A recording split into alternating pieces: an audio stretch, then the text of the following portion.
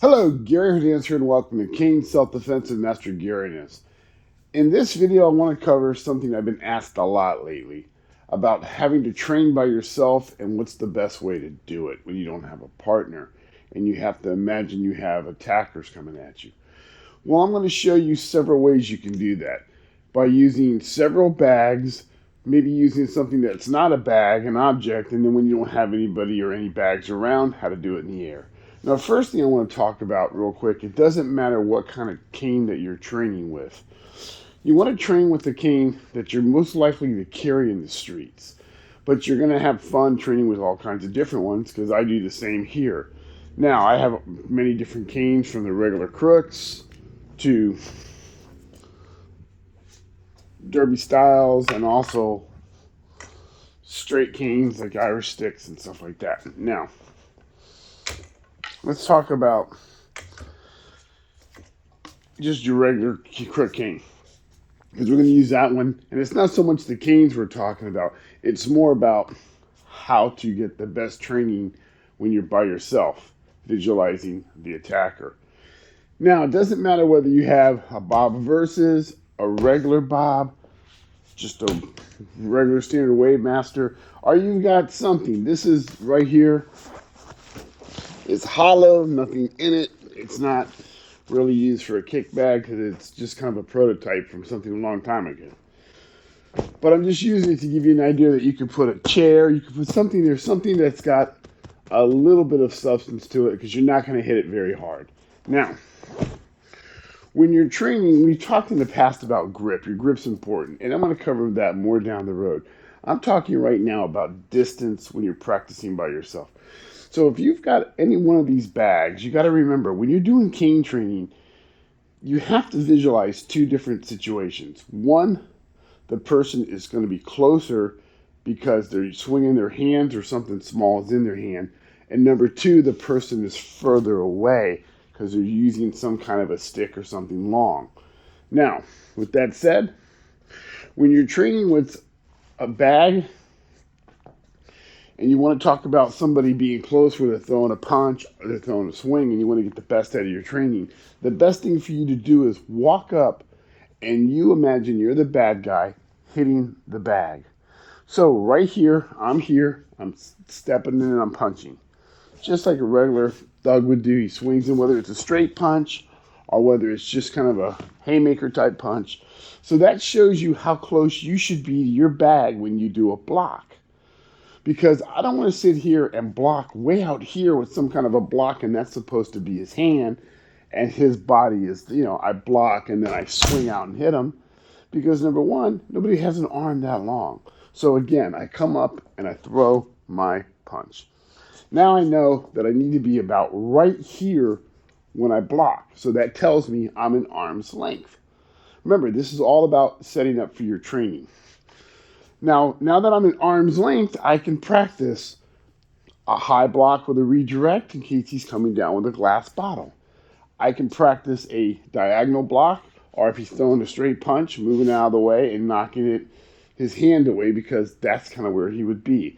That tells me what kind of technique I can follow up with. So being that he's in arm's length, I can either come in with a two-hand bayonet strike, catch him with a rifle strike, or if I choose to, because he might have something in his hand like a knife or a broken bottle, I can back up, creating that distance that I would normally have and catch him here. Now, same thing. He throws his other hand. Remember, I'm an arm's length. So then I block it, a quick bash to the face, and then I can back up. So when you're practicing that, no matter what kind of bag you have, walk up and touch the bag. Because remember what I always said, if you can touch them, they can touch you. Same thing on a wave master. Touch the bag. Now let's say you have a chair or something you want to use for scale. So you want to just use it for, that's where the person is. Set it down, touch it, and then here you go. You practice your block, and you don't have to destroy your furniture and stuff, just that you can reach out and touch it. You want to back away from that person, you can reach out and touch it. That's going to give you a better understanding of blocking somebody really right on top of you versus they're really there. They throw that punch, you're this far away, and that's where you think they are. Now we're going to flip it for a second. Now, they're swinging a stick. Something very powerful, very hard, but they're further away. So now when I want to practice that, again, when I'm practicing a hand coming at me, I touch it. For a stick, I take my distance for a minute, and I slowly go and I judge how far away that bag is from me hitting that stick. Okay, that means that's how far away that person would be stepping in and striking me. So now I block the technique from this distance, whether it's swinging it diagonally at me, and then I can counter. He's swinging at the top of my head, blocking and redirecting, and I can counter. Look, he's too far away for this.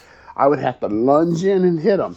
And I'm not saying you can't do that, but if let's say he's swinging a machete, I don't know if I want to get that close. So if he swings a machete, again, I'm sitting here. Machete's a little bit smaller. I happen to have a training one.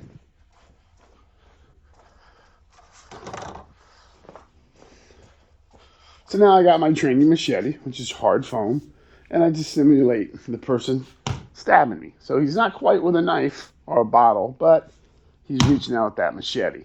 So now I can judge that distance here. So what do? Practice blocking that. Now I'm going to back up with two, because after I knock that machete away, I want to make sure that I'm still not going to get cut, yet I'm close enough to hit him with the stick. So when you got something in your hands, if it's a small knife, I got those here too.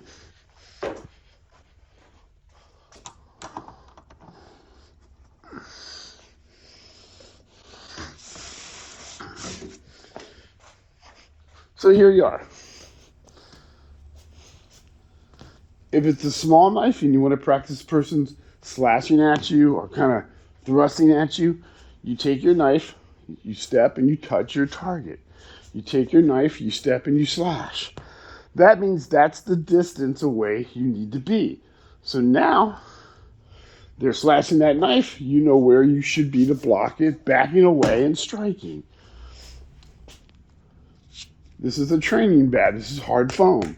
We use this in our classes to practice when someone's swinging a bat at you. Now I got a further solid object. So now I know that's how far away I have to worry up to. So even though they're there with that bat, they can reach out, and I'm not even stepping yet. So I could be right here, one step, and they hit me. So now I know that's the distance. Block the bat. Now I got to hit them, and I'm still going to move. And then think about other items that can be used for self-defense that everybody can have in their vehicle at one given time.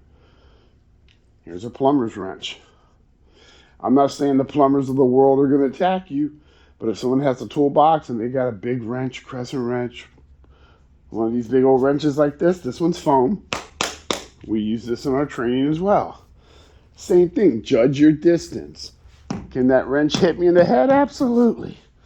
So this guy's pissed off, goes to his toolbox, finds a wrench, he's in close now. I block it, I hit, I move.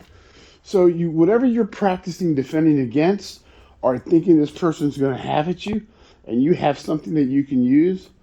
Now, if you don't have training tools and you have a real bat or a real knife, can you still practice by using distance with it? Yes, don't have nobody come at you with those items, obviously. But take your knife gently, you don't want to ruin whatever you have. Okay, that's where I'm going to be when I touch it, and now you put it away, and now you know the distance. Same thing with a bat, same thing with a real wrench. So you don't have to have the training. You can have the real items to judge your distance. It doesn't matter. Kicking. You want to stop a kick. Person comes up, kicks you square in the tackleberries. Okay, so you know that's the foot distance. Yes, there are taller people and shorter people, but it's giving you a general idea. So you block it, you move, you strike.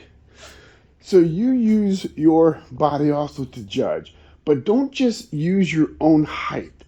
So let's say I'm here and I kick. I'm only 5'8". I'm a short little dude. Boom. Okay, well, let's give it to a 6'2" guy. I'm going to step back a little bit because you'll probably reach me from there. Then I practice stat maneuvering, hitting. Short, you don't think a shorter person will kick you square in the groin? Yes, they will. Get a little closer. Watch out for that knee too. Boom. So you want to practice distance.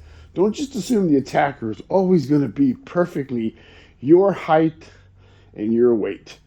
Imagine them taller, imagine them shorter, imagine them heavier, thinner, faster, slower, stronger, weaker. If they're weaker, they can even the odds by holding this. And then if you don't have the bags, like I said, grab something that you're not going to destroy and you can easily move around. I don't mean grab your kids and boom, set them there. But you can use family members as long as you're safe and you don't hurt them. But set the object here, no matter what it is. And then again, practice. I can hit it. I can kick it. So that's where I need to be. I'm blocking, I'm hitting, I'm moving. So practice doing that also. So once you've practiced in close with the hands, once you practice distance with a stick, then I want you to practice having to get in and out a little bit. What does that mean? Simple. What happens if if that person swings an arm and I block that arm really hard and I cut into him, that arm's going to do that. Most people back up because it hurts. So now I got to imagine in my training that this person swung this hand. I blocked it. They backed up. Now that hand may be hurt a little bit, but he may not be done fighting. So now I practice a little bit distance. This is where I would be if I hit that hand. But then let's say, okay, he backed up a foot because it hurt. Then I stay there. I imagine I blocked his hand and now he backed up. So now I can strike. I don't have to block it and then back up and strike. I could do that. But that's kind of a wasted motion because once I block something, he's moving, I'm moving with him. So you want to do that. You want to make sure you're practicing movements. Same thing, somebody kicks. He kicks, and I hit that shin really hard. Or I hit that toward almost that ankle because it's coming up. What happens if he kind of falls forward a bit because it hurt? So I need to practice, okay, kicking, but then he stumbles forward. That means he's going to probably end up right about here. So what do? I practice from further away. Blocking, then he stumbles in, and then I can nail him. Or I will move my body this time. So I get close again. I practice, there's that kick, right? I hit his leg, and he stumbled forward right on top of me. So now what I do is I'll take my target, block that leg, and then I'll move kind of to the side because he stumbled. He's right here, and I practice where he's at. So when you're practicing with your targets, judge that distance. Like I said, if you can touch it, it can touch you. If you have a stick and you can reach it, it can reach you. Now, you don't have any bags at all. So you just practice that. Put something on the floor. If you don't have anything you can also use, take a paper plate, put it on the floor. I'll use this for an example. I set it on the floor. That's where my guy is. Now I have a visual aid. So I simply take a step. Now I'm right here. There's my visual aid. So now I just imagine he's here. I block it and I hit. So you can use other things if you don't have bags or you don't have the room or space for a bag. Use something on the floor to give you distance. Use it as a scale so you can judge where it is. The last thing I want to say is when you're training with your canes, no matter what kind, no matter straight cane, or whether you have a derby style or a crook, if you have a nice cane, even though you see me beat the tar out of these bags and these canes are well made, still don't use your nice cane to sit here and beat the crap out of a bag, you know? If I hit that, that stuff's gonna go flying. Ah, what the hell?